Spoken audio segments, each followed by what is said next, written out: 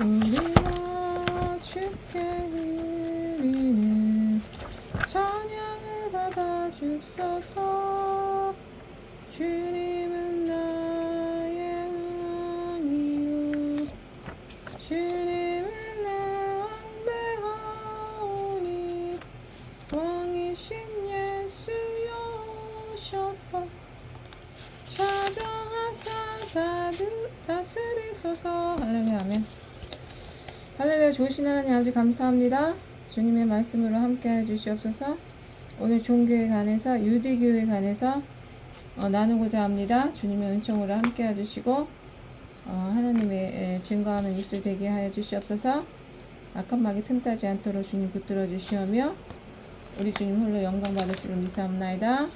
감사하며 예수 그리스도 이름으로 기도드립니다. 아멘.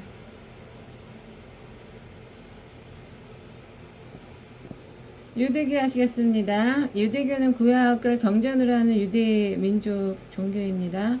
그래서 천지 만물을 창조자인 야훼 하나님을 믿으면서 스스로 선민으로 자처하고 메시아의 지상 천국을 건설을 믿는 것이 유대교입니다. 그래서 야훼 하나님의 뜻은 모세의 십계명과 율법에 게시되었고 일체의 일상생활에도 이에 따라 결정된다고 봅니다. 유대교는 포로시대 전에는 성전 중심의 예배를 모였습니다. 그 후에는 성전과 회당에서 예배 의식을 가졌고 AD 70년 전 성전이 파괴되었어요. 그래서 회당 중심으로 예배를 드렸습니다. 그래서 안식일 및 절기마다 예배의 의례, 랍비의 지도에 따라서 경전을 연구합니다. 그래서 삶에서 율법을 준수하고자 노력합니다. 랍비는 유대인의 율법 교사를 말하는 칭호입니다. 그래서 예수님 제자들과 다른 사람들도 그렇게 불렀습니다. 아멘. 유대교는 약 4,000년 전의 역사 속에서 민족 고유의 종교적 전통을 꾸준히 이어온 이스라엘의 고유 민족의 종교입니다. 그래서 세계적 종교인 기독교와 그리고 또 이슬람교의 모체가 되었어요. 그 종교인 인구는 약 1,500만 명. 별로 적지만 세계 최대의 종교의 기독교 뿌리라는 점에서 기독교를 알려면 먼저 유대교를 알아야 됩니다. 그래서 유대교의 경전이 있습니다. 유대교의 경전은 기독교와 같이 성경을 써요. 근데 성경을 쓰는데 구약 성경을 쓰고 있으며 특히 소수 민족임에도 불구하고 유대교가 서구사에 끼친 영향은 거의 절대적이라 할 수 있습니다. 유대교는 하나님께서 유대 민족만을 선택했다는 의미에서 유난히 뭐가 있냐면 선민사상이 있어요. 아멘. 선민사상이 강하고 타민족에 대해서는 배타적입니다. 그래서 유대인은 하나님의 모세를 통해서 애굽의 노예에서 구원 해방시켰다고 하여서 모세를 유대교의 창시자로 보고 있어요. 또 유대교의 역사 흐름에 따라 첫째 시대적 배경과 둘째 민족의 명칭 배경을 알아보면서 유대교를 알아볼 수 있습니다. 아멘. 자, 아브라함 시대 BC 2000년경에 요 시대는 모세 이전의 시대로서 아브라함은 이스라엘의 민족의 첫 조상입니다. 그래서 창세기 12장에 갈대아 우르를 떠나서 내가 말하는 지시하는 땅으로 가라 하고 하나님께서 부르셨습니다. 그래서 지금은 이락 남부 지역이에요. 아브라함은 하나님 말씀에 순종해서 정든 고향 땅을 떠났습니다. 그래서 하나님의 지시한 가나안 땅으로 정착했고 믿음의 조상의 거부가 되었고 아들인 이삭, 야곱, 증손자 요셉. 그래서 믿음의 계보를 이어갔습니다. 그래서 요셉이 총리가 되었습니다. 그래서 극심한 가뭄이 있었어요. 야곱 시대에. 그래서 요셉이 총리가 됨으로 인해서 야곱은 70명의 대가족을 이끌고 당시 번창한 애굽의 고센 땅으로 정착했습니다. 그래서 야곱의 12아들이 있었어요. 야곱의 12아들이 있었는데 그 중에 하나가 요셉입니다. 야곱 일가는 요셉이 살아있는 동안은 편히 살았으나 요셉이 죽은 후에는 민족의 번창함을 핑계로 애굽의 노예로 전락되었어요. 400년 동안 종살이를 했어요. 그래서 애굽에 들어가가지고 요셉이 죽은 후에는 번창했지만 나중에는 애굽의 노예가 됐습니다. 그래서 두 번째 모세 시대는 BC 1500년경 모세 나이가 80세 되던 때 하나님의 부르심을 받았어요. 출애굽 3장 4절에 그래서 이스라엘 자손을 애굽에서 구출 가나안 땅으로 인도하라 라는 명령을 받았고 결국 애굽의 10대 재앙으로 출애굽했습니다. 3장 10절에 이제 내가 너를 바로에게 보내어서 너에게 내 백성 이스라엘 자손을 애굽에서 인도하여 내게 하라 라는 명령을 받았어요. 그리고 결국 애굽의 10대 재앙 후 출애굽했습니다. 그래서 모세는 애굽에 이주해서 430년 만에 장정만 60만 명 그리고 총 300만 명을 이끌고 홍해를 육지같이 건너서 40년 광야 중에서 시내산 호렙산에 이르렀어요. 그래서 육지같이 건너온 다음에 호렙산에서 주님에게 10계명 계명을 받았습니다. 율법 그리고 받았고 또 성막을 하나님께 받았습니다. 그래서 모세는 하나님께 받은 말씀들을 광야에서 전하는 복음의 전파자요 구원자요 예언자요 왕같은 민족의 영도자였고 후에 유대교의 창시자로 추대받게 되었습니다. 그 다음에 왕정시대 BC 1000년경 이 시대는 모세 이후의 시대로서 모세가 죽은 후에 후계자 여호수아가 눈의 아들 여호수아가 후계자가 됩니다. 그래서 백성들을 약속의 땅으로 인도해낸 것은 가나안 땅 앞까지 인도한 것은 모세였어요. 그렇지만 약속의 땅 가나안까지는 들어가지 못했습니다. 그래서 가나안 정복을 이제는 여호수아가 맡게 되었어요. 그래서 가나안 정복을 여호수아가 하고 그 다음에 초대 왕으로 사울이 초대 왕이 되었습니다. 그래서 다윗이 그 다음에 2대 왕 왕국을 통일했고 솔로몬이 3대 왕 성전과 왕궁을 건립했지만 4대째 분단이 되었어요. 즉 르브론 때에 남북으로 분단되어서 북쪽은 이스라엘 남쪽은 유다라고 불렀습니다. 북이스라엘은 주위의 이방인들과 혼인을 해서 하나님의 선민으로서는 하지 말아야 할 일을 했어요. 우상 섬기지 말라는 제1계명을 멸시했습니다. 그리고 남유다는 선민끼리만 결혼함으로써 유대인의 혈통을 잘 이어왔습니다. 그래서 나중에 이스라엘 전체를 유대인이라고 부르게 되었어요. 유다인이 여기 유다 지파가 선민들끼리만 결혼하고 유대인의 혈통을 잘 이어서 백성 전체를 나중에 유대인이라고 불렀습니다. 그래서 그 유대인의 종교를 뭐라 그랬어요? 유대라고 불렀습니다. 그래서 멸망은 BC 720년부터 AD 1948년 그 북이스라엘은 BC 721년에 아수르에서 멸망을 당했고 포로로 잡혀가게 되었습니다. 남유다는 BC 586년에 바벨론에서 멸망을 당해서 포로로 잡혀가게 되었어요. 그래서 바벨론 포로 생활 70년 만에 지금 페르시아, 바사, 고레스에 의해서 해방되었어요. 그래서 바사의 지배를 받았는데 BC 333년에 바사가 헬라, 지금 그리스에게 망하게 되었습니다. 그래서 다시 헬라의 지배를 받았고 BC 167년에 유대인 마카비 혁명으로 인해서 100년간 자유를 얻었다가 BC 63년에 로마 폼페이 장군에 의해서 점령을 당했어요. 그리고 로마의 지배를 받았습니다. 아멘. 그래서 BC 4년에 로마 지배하의 구세주인 예수 그리스도가 탄생하셨습니다.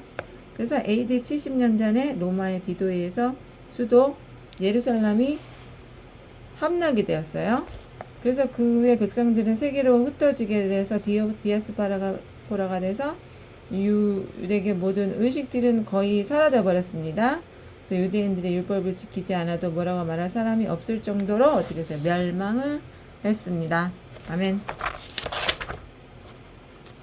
그래서 이제 북왕국은 BC 722년 아수리에서 멸망당했고 남왕국은 BC 586년에 바벨론에서 멸망당했고 아수르를 비롯한 이방 각지의 포로로 흩어져 살았고 남왕국은 바벨론 회당을 구심점으로서 뭐라 했어요?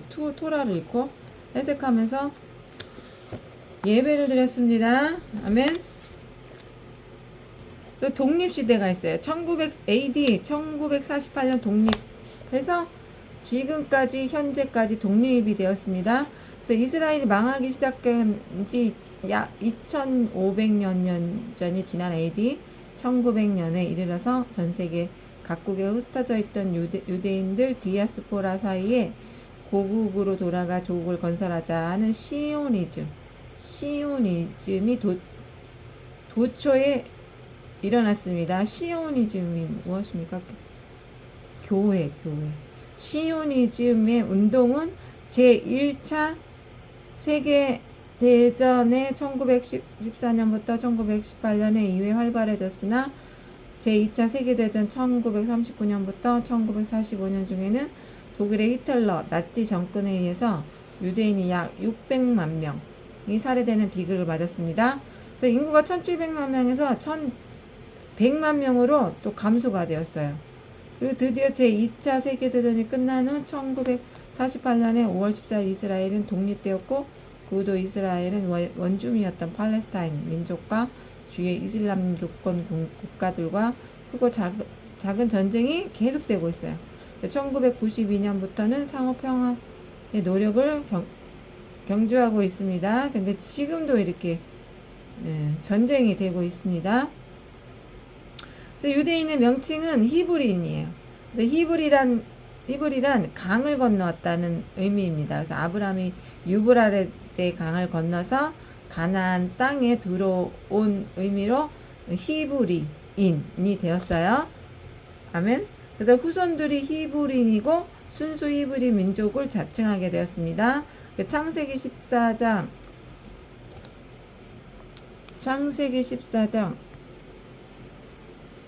13절에 도망한 자가 와서 히브리 사람 아브람에게 고하니, 이는 성경에서 최초로 히브리인을 사용한 성구입니다. 빌립보서 3장 5절에 내가 8일 만에 할례를 받고 이스라엘인의 족속이여 베냐민 집하여 히브리인 중에 히브리요 라고 기록되어 있습니다. 아멘.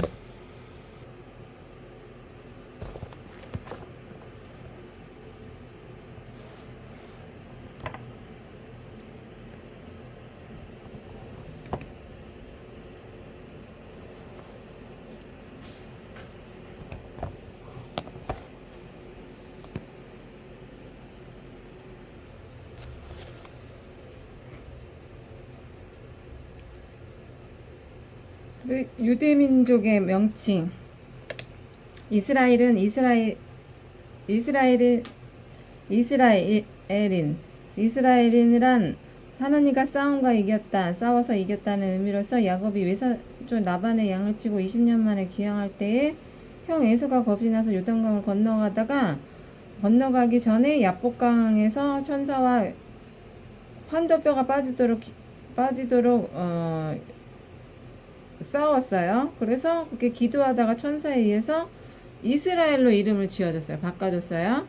그래서 지금부터 너의 이름은 이스라엘이라 해가지고 천사를 이겼습니다. 그래서 그때부터 이스라엘이라고 계명이 되었어요. 아멘.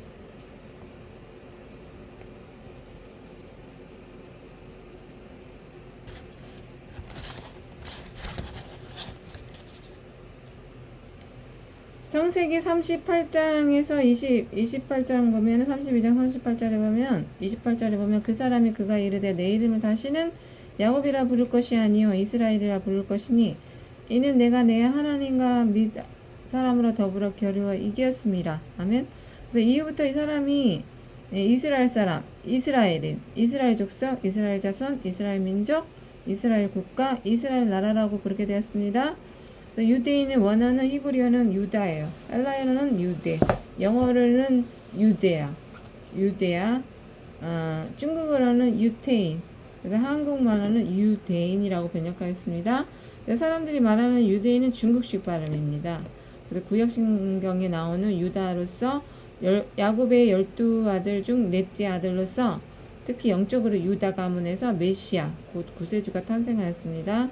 그래서 야곱이 이것을 알고 축복해 주었고 그 유다가 바로 유대인의 조상이 되었어요. 아멘.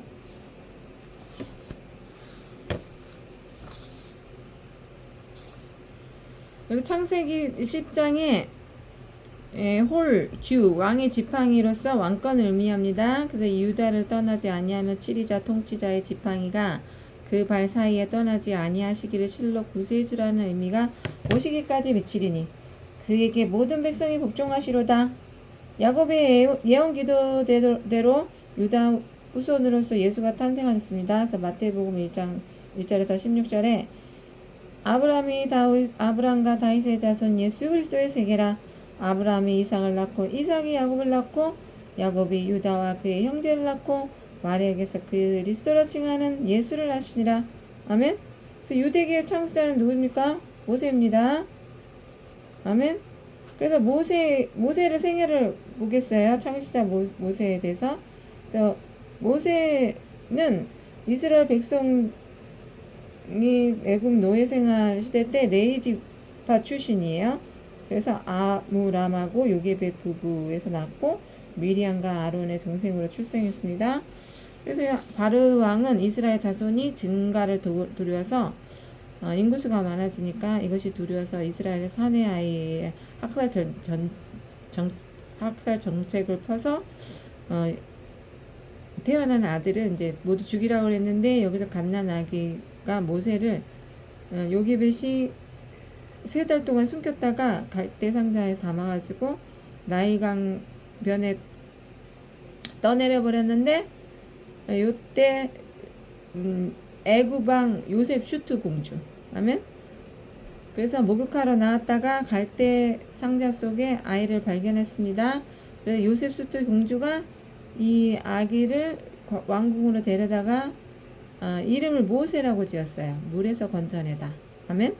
양자로 삼아서 양육했는데 요 생모가 요게벳이 유모로 들어와가지고 아들을 키우게 됐어요. 그래서 히브리에 대한 교육을 시키고 히브리인이라는 소속감을 갖게 해주었습니다. 그때부터 히브리 사람인 모세는 애굽의 궁중에서 공주의 양자 신분으로서 40년간 궁중학교를 다녔어요. 그래서 연단을 통해서 모든 학문을 배웠습니다. 출애굽 2장 내용입니다. 그리고 광야 시절이 있어요. 41세부터 80세는 모세가 장성한 후 동족들이 고생하는 것을 봤는데 한 번 애국 감독에게 자기 동포가 맞을 때 애국 감독을 쳐 죽임으로써 모세는 애굽 왕을 피해서 미디안까지 도망을 해서 살인자 도망자가 되었어요. 그래서 이때부터는 미디안 광야에서 이드로 딸 시보라와 결혼하였고 광야학교에서 40년 동안 연단을 받게 됩니다. 그래서 아들을 낳아서 게르솜 엘제에셀 낳았고 그 다음에 모보수 처가살이를 하면서 뭐였어요? 목양수업을 받게 됐습니다. 그리고 그 영도자가 된 시절이 있어요. 80세의 주님이 부르심을 받았어요. 그래서 모세가 80세 되던 해 호렙산에서 시내산에서 꺼지지 않는 그 불빛 가스떨기 성령의 불꽃이에요. 그 불꽃 가운데 하나님의 부르심을 받고 히브리 백성을 인도하라는 사명을 받게 됩니다. 아멘. 그래서 내가 명하는 곳으로 가라 그랬잖아요. 아멘. 애굽 왕한테 가라고 해서 이제 애굽 왕으로 가게 됩니다. 백성들이 이끌고. 그래서 하나님의 능력을 받은 후 담대하게 애굽 왕 앞에 가서 어떻게 했어요? 10가지 재앙을 행했습니다. 그래서 출애굽의 사명을 완성했습니다.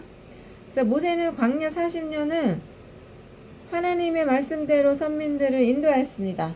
광야 생활 중에 하나님 도우심으로 모세는 홍해 바다를 지금 스에즈 운하예요. 갈라서 육지같이 건넜습니다. 그래서 시내산에서 십계명과 율법 상막 계시를 받았어요. 그래서 모세는 광야에서 하나님 임재 구름 기둥 불 기둥 체험했고 만나 메추라기를 먹었습니다. 그리고 가나안 입성의 사명을 말년에는 여호수아에게 인계를 했어요. 누보산 꼭대기에서 가나안 땅을 바라보며 일생을 마감했습니다. 아멘. 그래서 이렇듯 모세는 이스라엘의 최고 영도자, 예언자, 구원자가 됐고, 그래서 이 후손들에 의해서 유대교의 창시자로 추앙된 것입니다. 경전은 율법서 토라예요.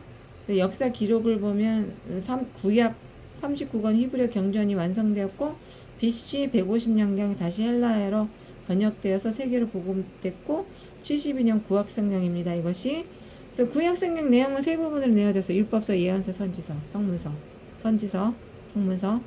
아멘. 유대교 성전은 기독교의 구약성경 39권과 같은데 순서의 배열이 다릅니다. 내용 면에서는 24권으로 통폐합했습니다. 그래서 율법서는 토라예요. 창세기, 출애굽기, 레위기, 민수기, 신명기, 율법서.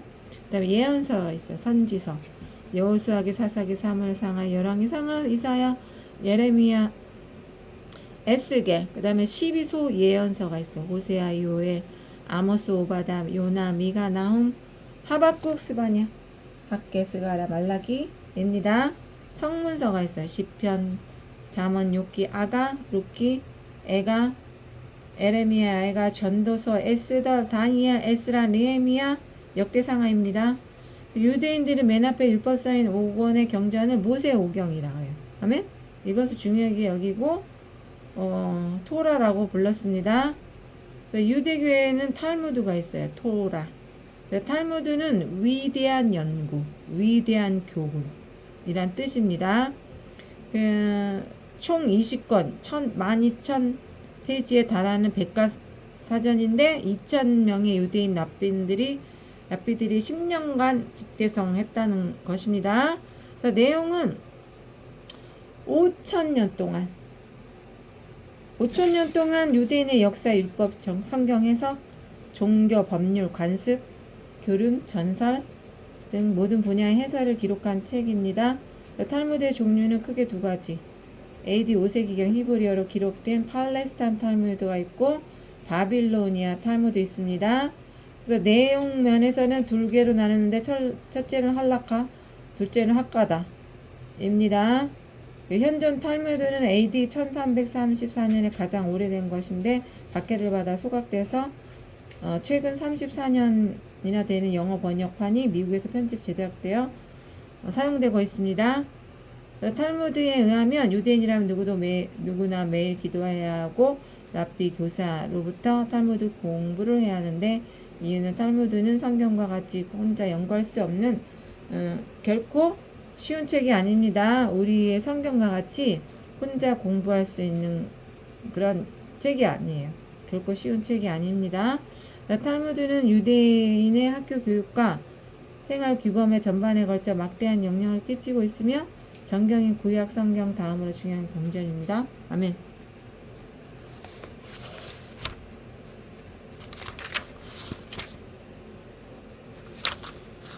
그래서 탈무드는 6부분으로 구성되어 있어요. 6부분으로 용사법, 절기, 금식, 여성, 손해, 성별, 정결 모두 합하여 20권. 아멘. 그래서 12,000페이지인데 유대학자는 랍비로부터 매일 배워야 합니다. 종파는 정통파 있고 유대교인 있고 토라 외에 수세기 동안 추가된 경전을 연구합니다. 그리고 성문화된 구전 토라 미쉬나와 구전적 가르침인 탈무드를 매일 공부합니다. 십계명의 사계명의 안식일을 철저히 지킨다. 보수파 유대교인은 토라에 대해서 좀 더 관대하지만 해석하지만 율법은 대단히 중요시한다. 그래서 유대교 교리 사상을 좀 보겠어요. 교리 사상은 신론이 있고 인간론이 있어요. 신론을 살펴보자면 하나님은 눈으로 볼 수 없고 이 세상 초월하여 존재하는 영적인 존재다. 영체다. 인격체이시며 천지 만물 인간을 만든 창조주이십니다.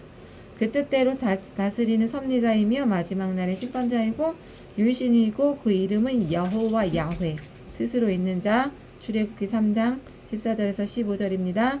그래서 유대교는 타 민족들의 자연 신 숭배와 다르게 유일신을 믿는 신적 개념에 달랐어요.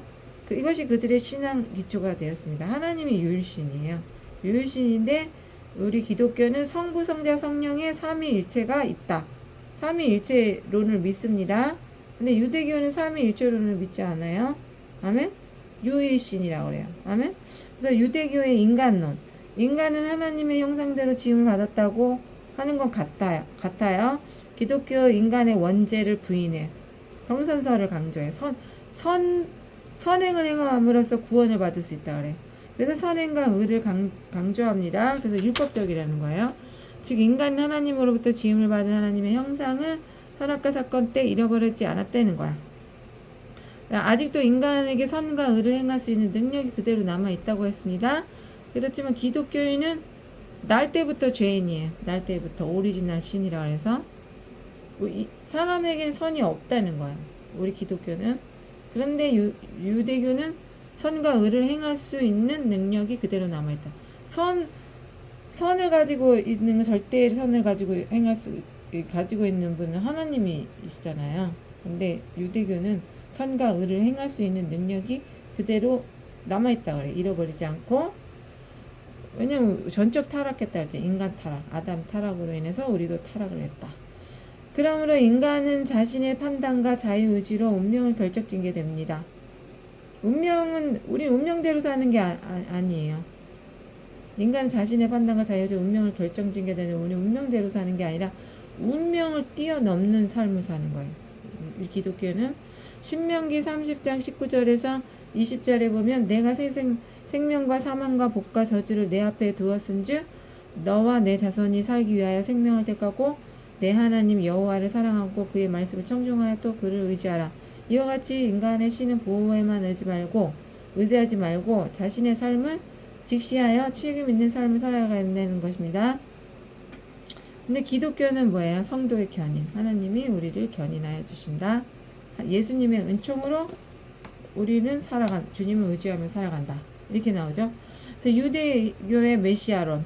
메시아는 기름 부은 자라는 뜻이에요. 구약성경의 다니엘 9장 24절에 하나님 보내주신 세상 왕으로 기록되어 있습니다. 신약성경은 요한복음 1장 41절에 메시아를 그리스도라고 번역했어요. 그래서 유대교에서는 자기들만의 메시아, 그 초인적인 능력을 지닌 이스라엘의 왕을 기다리고 있고, 기독교에서는 이미 2000년 전에 오신 예수님을 그대로 믿어요. 아멘? 그래서 근본적으로 다르다는 거예요. 그래서 두 종교가 갈라진 것입니다. 유대인은 아직도 메시아를 보내주시면 그 왕과 더불어 우리가 세상을 정복하게 될 것이다. 이렇게 믿고 있습니다. 근데 기독교에는 요한복음 1장 41절과 요한복음 18장 38절을 보겠어요. 그가 먼저 자기 형제 시몬을 찾아 말하되 우리가 메시아를 만났다고. 메시아는 번역하면 그리스도라. 메시아를 만났다 그랬잖아요. 그리스도. 직접 예수님을 메시아라고 칭했어요. 만났다고 하고 번역하면 그리스도라.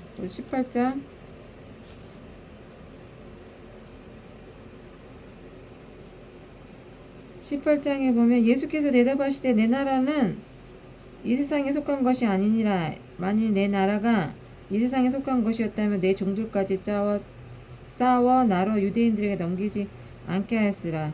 이제 내 나라는 여기에 속한 것이야. 세상과 속하지 않고 다른 세상이야. 분리된 세상. 하나님의 나라. 하나님의 나라는 세상과 분리되어 있어요. 거룩한 나라. 영적인 나라. 아멘.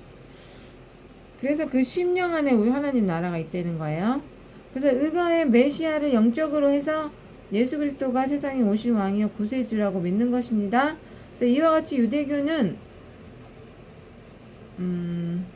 예수 그리스도의 십자가의 속죄사역, 구원사역을 일체 받아들이지 않고 예수가 오셨다는 것을 그리스도로 오셨다는 메시아로 오셨다는 것을 받아들이지 않고 있고 아직도 유대인에게 메시아 대망 사상이 있어요.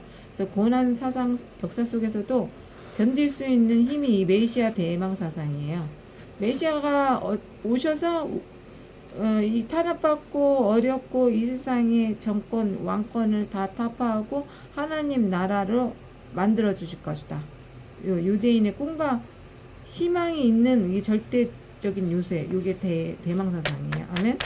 유대교의 메시아 대망 사상은 그리스도의 재림 신앙. 유대교에는 메시아 대망 사상이 있다면 기독교는 예수님이 다시 오시는 재림 신앙이 있어요. 구름 타고 신랑 되신 예수님께서 오신다. 그래서 우리가 들림 받는다. 요게 있어요. 그래서 구체적인 면과 다르지만 외적인 면에서는 같다고 할 수 있어요. 아멘. 유대계 구원론. 유대인은 회개, 기도, 선행과 의로운 행위로 말미암아 하나님께 죄 용서 받는다고 믿음으로 구원받기 위해서 하나님의 심판이 필요하지 기독교처럼 예수 위에 다른 구원자가 필요 없다. 이게 심판을 예수님이 오셔서 마지막 날에는 심판을 한다고 그랬는데 이 심판에 있는 건 맞아요. 창조주가 유일신이고 마지막 날에 심판자다. 라는데 예수님은 구원자라고 생각하지 않아요. 그러면 기독교처럼 예수의 다른 구원자가 필요 없다는 거예요. 그러나 기독교인은 로마서 3장 20절에 28절에서 4장 12절에 근거해서 세상의 행함으로는 모두가 죄인이요 의인은 하나도 없고 하나님 앞에 의롭다 하심을 얻은 육체가 없나니 오직 하나님께서 보내주신 유일한 구세주인 그리스도 예수를 믿으는만 구원을 받는다 그래요.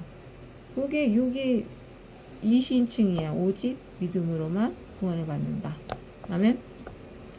그래서 이 로마 카톨릭에 대항해서 95 조항을 만들어서 마르틴 루터가 이신칭이로 요게 예수를 믿음으로만 구원받는다.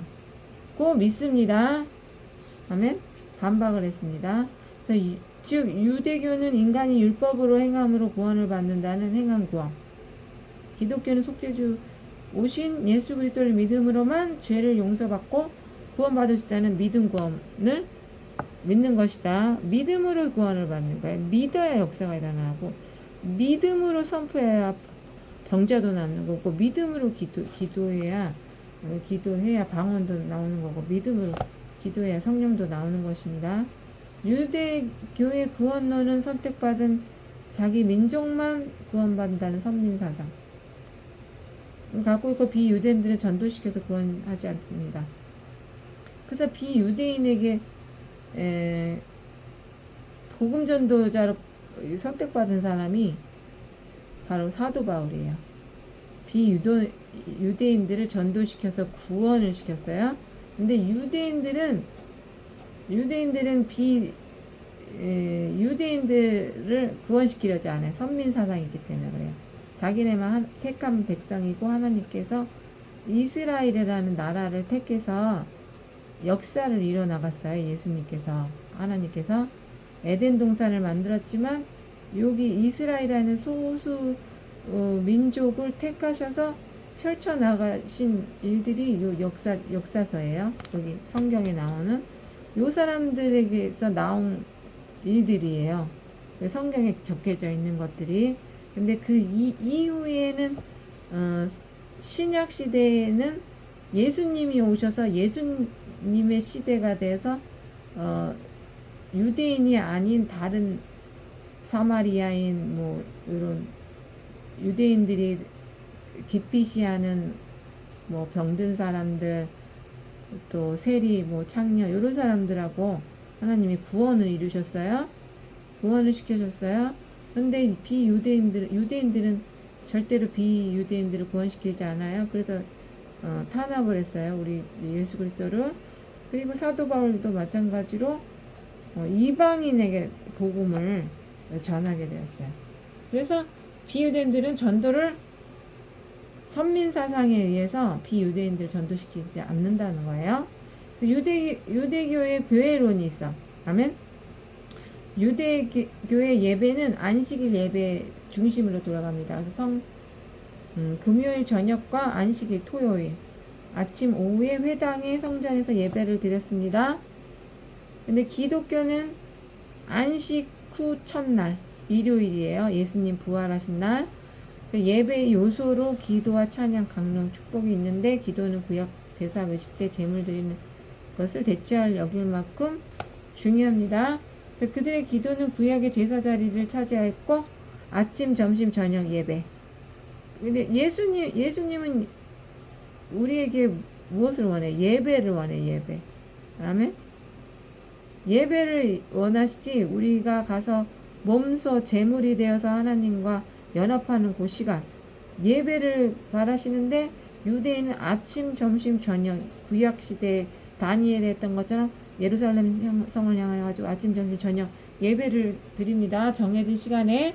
그래서 옛날 성전 제사 시간과 같다는 거예요.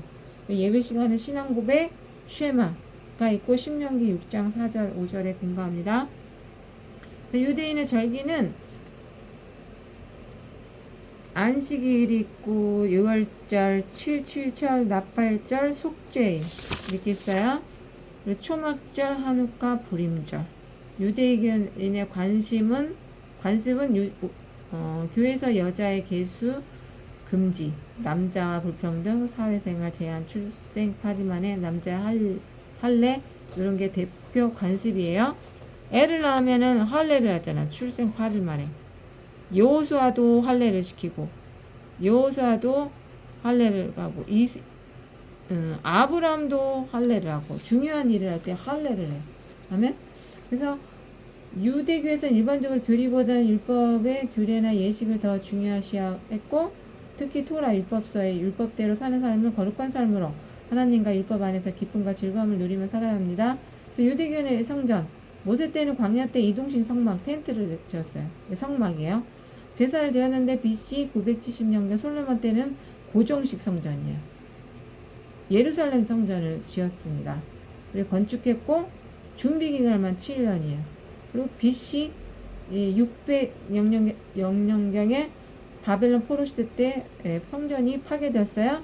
그래서 바벨론 포로 이후에 각처에 회당을 세웠어요. 파괴가 돼서 제사장과 제물도 없이 이때는 랍비들의 가르침과 기도로 하나님께 예배를 드렸어요. 그래서 제사장이 있어야 되는데 제사장이 없이 여기서 이제 변형이 되는 거예요. 랍비와 들의 가르침의 기도로 하나님께 예배를 드렸습니다. 원래 제사를 지내야 되고 레위인이 있어야 되고 제사장이 있어야 되고 제물이 있어야 되는데 여기 바뀌어버린 거예요. 아멘? 변형이 된 것입니다. 그래서 BC 60년경에 로마 점령 당시 헤로당 때 46년 만에 성전을 준공하니 두 번째 성전이 곧 예수 그리스도 당시의 성전, 이게 헤롯 성전. 아멘. 그 후 AD 70년에 로마 디도 장군에 의해서 예루살렘 성전 완전히 파괴되고 이스라엘 국가 완전히 멸망당하고 말았습니다. 아멘. 그래서 성전 파괴와 함께 유대교는 여기서 유대 의식과 관습이 있는데 이게 없어져 버리니까 어떻게 돼? 구심점을 잃어버렸어요. 아멘. 그래서 제사 제도가 끝나고 뭐가 됐냐면 사두개파가 몰락을 했어요. 그래서 사두개파가 요 제사장 계열이에요. 바리새인들은 율법주의자들이고, 아멘. 그래서 사두개파가 몰락이 되고 이제 율법을 열심히 막 이렇게 율법주의자들, 율법으로 지키는 사람들, 이런 사람들이 존경을 받았습니다. 천사, 영원, 부활, 영생, 메시아, 대망 등을 믿은 반면에 사두개파는 믿지 않았는데 이런 당파가 오늘 예수 그리스도 때까지 계속 내려왔습니다. 그래서 오늘날은 세 교파로서 정통파, 보수파, 자유파가 있는데 정통파는 전통파라고 하고 보수파는 개혁파라고 하고 자유파는 진보파라고 합니다. 그래서 각 파가 예배의식 성경에서 교리가 조금씩 다른데 모두 탈무드를 참고하고 있습니다. 그래서 유대교의 종말론은 천국의 존재를 믿습니다. 부활도 믿어요. 내세의 새로운 삶을 믿습니다. 아직도 메시아를 대망하고 있습니다. 종말의 유대인 중심으로 한 메시아 심판과 그 메시아 통치에 의해서 황금시대를 믿습니다. 그래서 유대인은 대망의 종말적 메시아를 초월적 인물이 아니라 세속적인 지상 인물을 기다림으로써 하나님의 창조 질서가 회복될 것을 믿고 있다는 점입니다. 예수님은 신이에요. 신으로 오셨잖아요. 메시아잖아. 초월적 인물이잖아요. 근데 세속적인 인물 사람으로서 로마를 때려부시고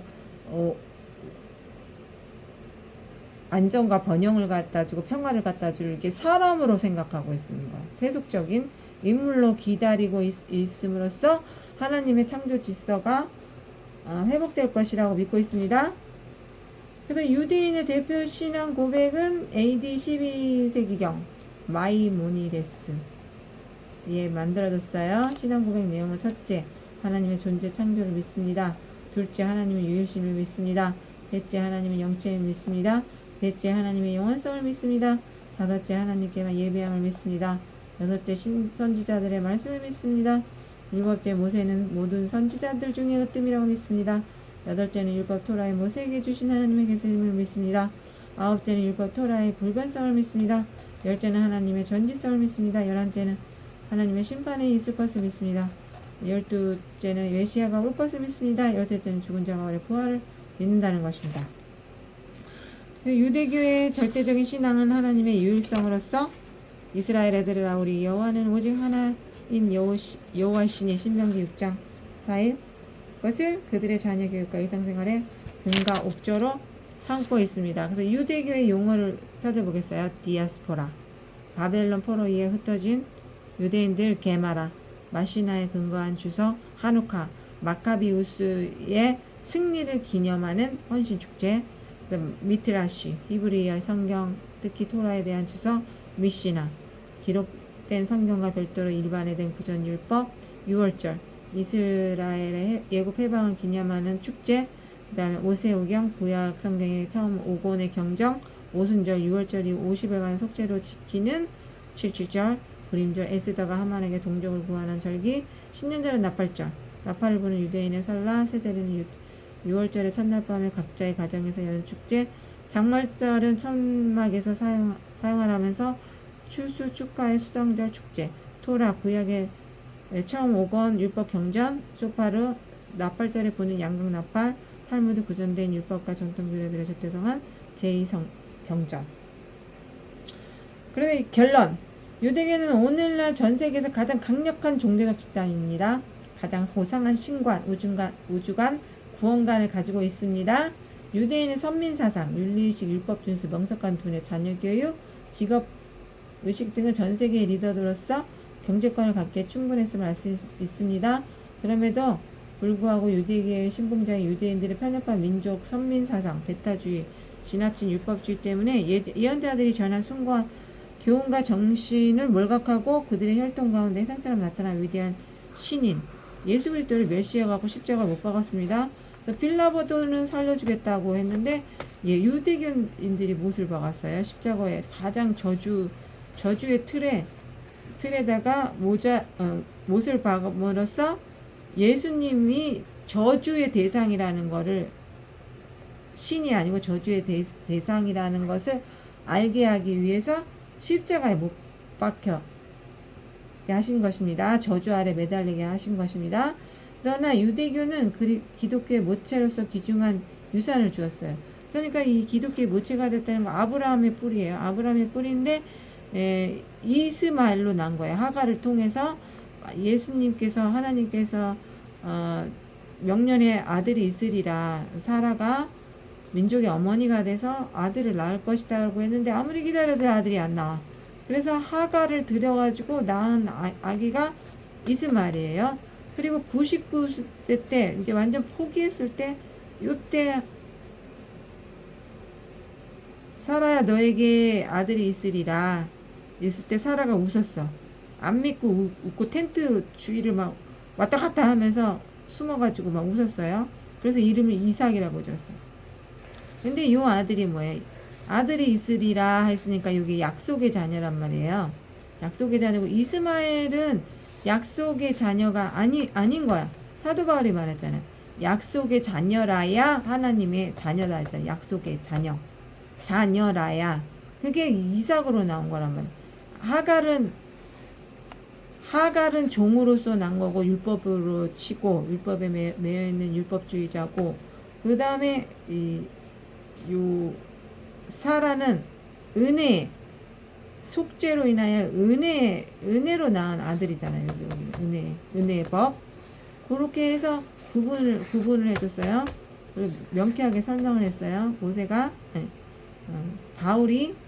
그래서 기독교의 모체라는 거야. 그래서 귀중한 유산을 주어서 기독교가 인류 전체에 크나큰 공헌을 끼칠 수 있는 종교가 되도록 선구자 역할을 한 것이 부인 없는 사실입니다. 아멘.